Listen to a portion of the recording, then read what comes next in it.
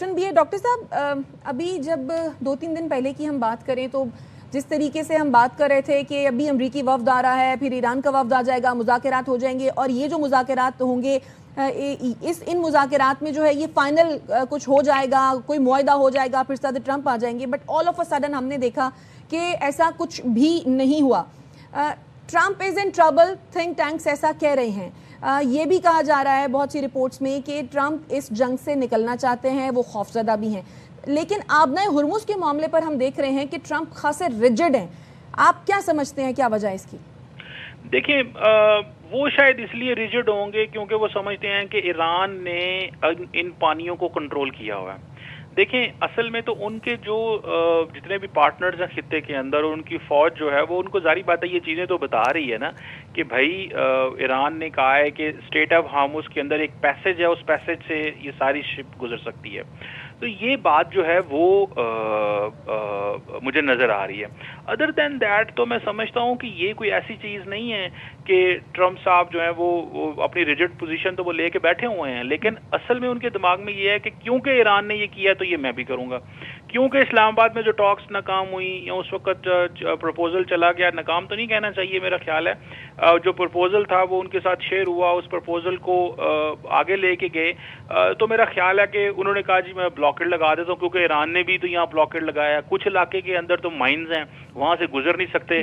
तो शायद वो समझते हैं कि जो ईरान की जो एक डोमिनेंस है इंटरनेशनल वाटर्स के अंदर एंड पर्टिकुलरली ये तमाम वाटरवेज के ऊपर, ये बहुत ज्यादा है। तो शायद उन्होंने सोचा होगा कि मैं भी यहाँ पे बराबरी में उनके सामने आऊंगा। और कहीं ना कहीं कोई भी हार मानने के लिए तैयार नहीं है, दोनों जानिब से यही कहना चाहते हैं कि हम जीत गए, हम जीत गए। जी जी, और जारी बात है दोनों समझते हैं कि हम जीत गए, दोनों डील करना चाह रहे हैं लेकिन डील नहीं हो पा रही। दोनों की अपनी मैक्सिमलिस्ट पोजीशंस हमने माजी में भी देखी हैं, अभी भी जारी बात है पोजीशंस जो हैं वो चेंज होती रहती हैं। जैसे देखिए हम एक चीज़ हमें तो क्लियर है, हमें फैसिलिटेटर, हमारा काम है, हमारी जॉब ये है कि दोनों को टेबल पे बिठाना। दोनों मुल्कों के अपने नेशनल इंटरेस्ट हैं, दोनों मुल्कों की अपनी पोजीशन है, तो हम तो नहीं इस पे ये कहेंगे कि जी वो क्या उनका नेशनल इंटरेस्ट है और वो क्या करना चाहते हैं, वो जो मर्जी करें, वो जो मर्जी अपनी फॉरेन पॉलिसी ऑब्जेक्टिव्स डिसाइड करें as a sovereign independent nations, उनका हक है।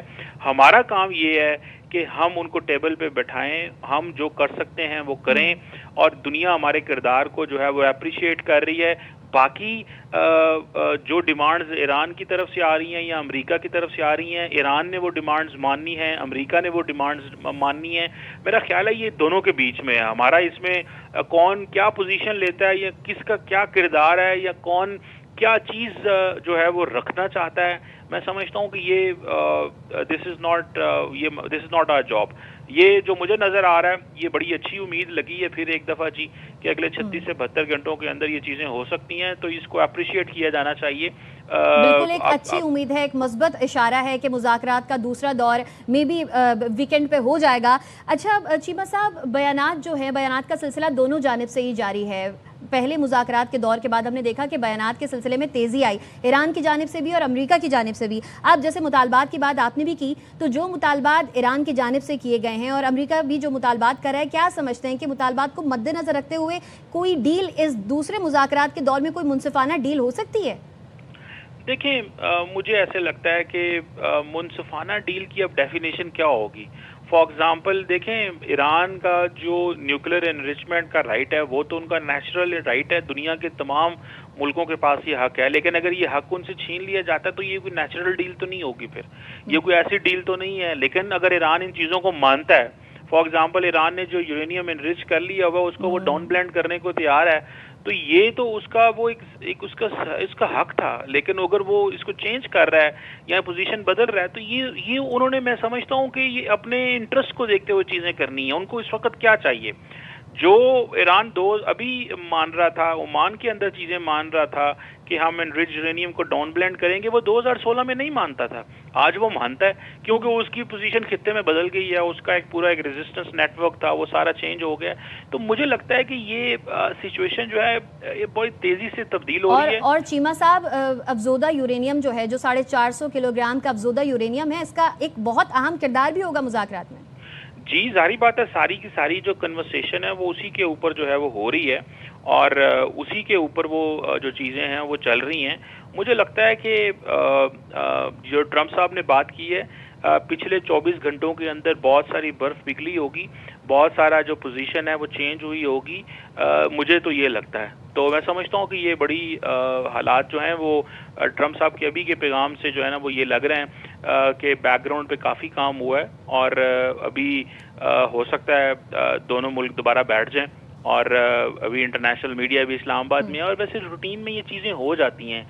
یہ کیونکہ میڈیا کو اور لوگوں کو بہت انتظار ہے، اور سارے سمجھ رہے تھے کہ شاید پچھلے 24-36 گھنٹے میں امریکن یعنی ایرانی لیڈرشپ نے آ جانا تھا، اور کل کیونکہ انفارمیشن منسٹر کی سٹیٹمنٹ بھی اس حوالے سے آئی، تو ہم بہت زیادہ چیزوں کو ریڈ کرنے کی کوشش کر رہے ہیں. تو یہ دیکھیں نارملی اس طرح کی اتنی ہائی اسٹیک ڈپلومیسی کے اندر جہاں پہ پوری گلوبل پالیٹکس انوالو ہے، ریجنل پالیٹکس انوالو ہے، پوری ریجنل سپلائی چین انوالو ہے، تیل کی سپلائی چین انوالو ہے، مارکیٹس، بزنسز، اور کوئی ایک ملک تو نہیں، کئی ملک انوالو ہیں اس کے اندر، تو پھر لوگوں کی اٹینشن اور وہ ساری چیزیں تو ان کی طرف ہوتی ہیں نا. تو میرا خیال ہے اس کو اسی شاید اینگل سے ہی دیکھنا ہوگا.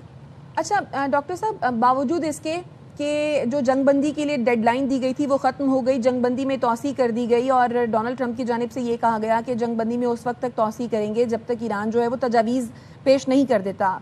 آپ کے خیال میں اس وقت ڈونلڈ ٹرمپ ایران کی قیادت سے کیا ایکسپیکٹ کر رہے ہیں؟ دیکھیں وہ تو ظاہری بات ہے سارا کچھ ایکسپیکٹ کرنا چاہیں گے. وہ تو یہ کہیں گے کہ جی مجھے یورینیم بھی دے دو، مجھے یورینیم انریچمنٹ پہ مورٹوریم بھی لگا دو. جی سوری، میں نے کہا کہیں وہ یہ نہ کہہ دیں کہ ہرمز کا کنٹرول بھی دے دو. جی وہ ہارموز بھی ہم کنٹرول کریں گے، وہاں سے ٹال بھی لیں گے. وہ تو دیکھیں کرنا تو آپ نے ایکسپیکٹ تو آپ سب کچھ کر سکتے ہیں، ڈیمانڈ تو آپ بہت سب کچھ کر سکتے ہیں. آپ کی کیپیبلٹی کیا ہے اس ڈیمانڈ کو، مطلب وہ جو آپ نے کی ہے اس کے حوالے سے. سو مجھے لگتا ہے کہ یہ ظاہری بات ہے جیسے اسٹیٹ آف ہارموز بند ہوگی تو ٹرمپ صاحب کھلوا نہیں سکے، اور اس سلسلے میں پھر وہ چائنا، جاپان، کوریا، فرانس، برطانیہ سب کو رابطے کرتے رہے اور کہتے رہے کہ بھائی کھلواؤ اس کو، تم بھی تو یہاں سے تیل لیتے ہو. تو میں سمجھتا ہوں مانگنے کو تو وہ چیزیں کرنے کو تو وہ بہت کچھ کر سکیں گے، لیکن at the end of the day دیکھنا تو یہ ہے کہ وہ ان کی کیپیبلٹی کیا ہے. ان کی کیپیبلٹی یہ تو ہے کہ وہ ایران کے ہر شہر پہ حملہ کر سکتے ہیں، لیکن اگر ایران نے کہہ دیا ہے کہ یہ اسٹیٹ آف ہارموز پہ ہم اگر یہاں پہ ہیں اور کوئی یہاں سے گزرے گا نہیں تو وہ اس واٹر وے کو نہیں کھلوا سکتے. اس کی لاجک ہے، ظاہری بات ہے، کیونکہ اگر وہ کھلوانا چاہیں تو وہ کھلوا تو سکیں گے شاید، لیکن اس کی کاسٹ بہت زیادہ ہوگی.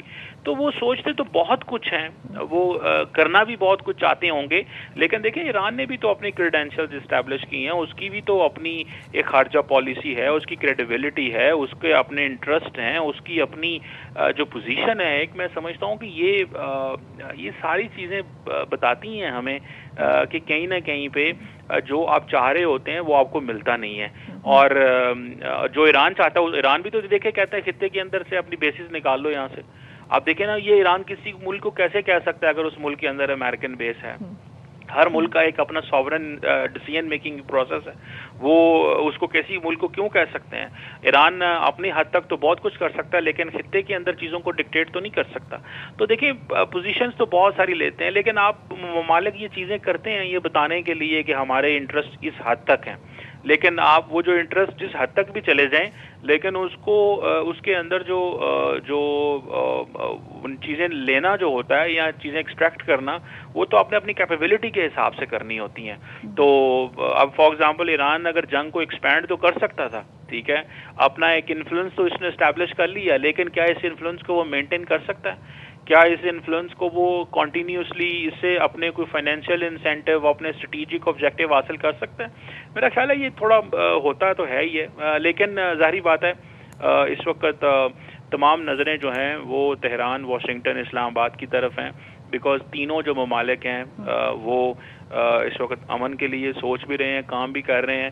ہماری جاب اس لیے زیادہ ہے کہ ہم لوگ کیونکہ ان دونوں ملکوں نے پاکستان آنا ہے اور ہم یہاں پہ بیٹھے ہوئے ہیں صرف اور صرف سپورٹ کرنے کے لیے، ایک اچھا ماحول دینے کے لیے، ایک آنیسٹ بروکر کے طور پہ ہم جو ہے وہ کام کر رہے ہیں. آئی تھنک یہ چیز امپورٹنٹ.